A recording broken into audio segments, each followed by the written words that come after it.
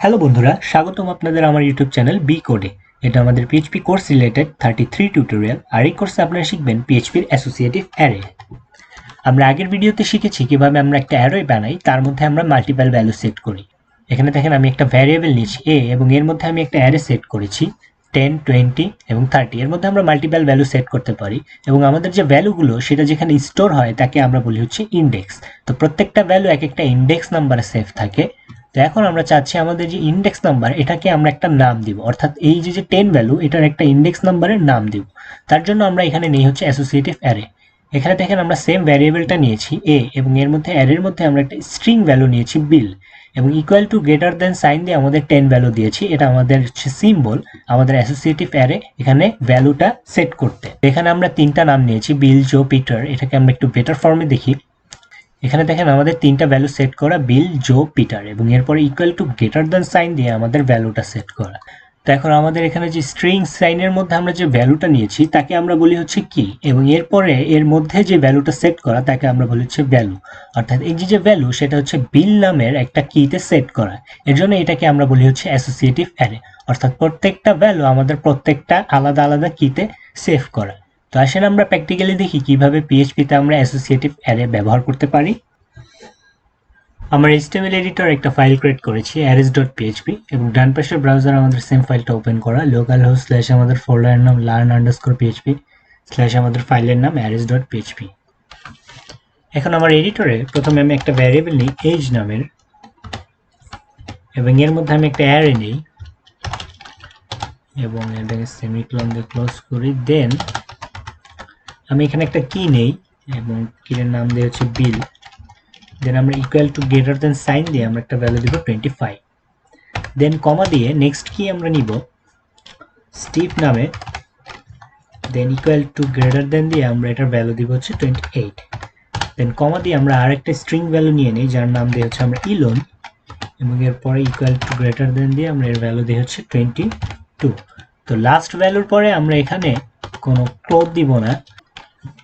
তো এরপরে আমি এখানে যাব এবং এটাকে আমি ইকো করব যে আমাদের যে ভ্যারিয়েবল এজ এবং এর মধ্যে যে ইন্ডেক্স নাম্বার আছে সেগুলোকে আমি একটা কি সেট করে দিচ্ছি বিল, স্টিভ, ইলোন। তো আমি এখানে নিব হচ্ছে স্ট্রিং ভ্যালুর মধ্যে আমাদের যে স্ট্রিং এর নাম বিল। দেন আমি এখানে ডট দিয়ে একটা বিয়ার ট্যাগ দিয়ে দিব, সেমিকোলন দিব। তো আমি তিনটা ভ্যালু অ্যাড করেছি, তো তিনটা ভ্যালুর জন্য আমি তিনবার ইকো করব। ওকে, দেন এই ভ্যালুটার নাম আমি দিব হচ্ছে স্টিভ, এই ভ্যালুটার নাম আমি দিব হচ্ছে ইলো এবং সেভ দিব। দেখেন আমাদের ভ্যালুগুলো প্রপারলি রান হচ্ছে 25, 28, 22। তো এখানে যদি আমি একটা নিউমেরিক ভ্যালু সেট করি কির জন্য, যেমন আমি কির জন্য নিউমেরিক ভ্যালু সেট করেছি 5 এবং এইখানে আমাদের দেই হচ্ছে ভ্যালু 5 এবং সেভ দিব। দেখেন আমাদের কোডটা প্রপারলি রান করতেছে।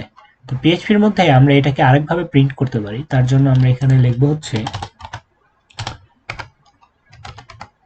প্রিন্টার এবং আমাদের ভ্যারিয়েবলের নাম দিব এজ। এটা করবে কি আমাদের যে অ্যারেগুলোর তাকে প্রিন্ট করে দেখাবে। এখানে দেখেন আমাদের কোডটা প্রপারলি রান করতেছে। তো এটাকে আমি প্রি ট্যাগের মধ্যে নেই, ইকো আমরা প্রি ট্যাগ নিব, দেন এটাকে আমরা এখানে ক্লোজ করে দিব, ইকো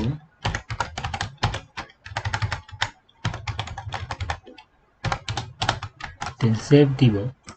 দেখেন দেন আমাদের কোডটা প্রপারলি রান হচ্ছে। এখানে দেখাচ্ছে অ্যারের মধ্যে আমাদের যে কি আছে বিল, তার সাথে আমাদের ভ্যালু দেখাচ্ছে, অর্থাৎ কি এর সাথে আমাদের ভ্যালু দেখাচ্ছে। তো এখানে আরেকটা ফাংশন আছে var ডাম, যার মাধ্যমে আমরা এর মধ্যে ডাটা টাইপস দেখতে পারবো। তো এখানে আমি লিখেছি var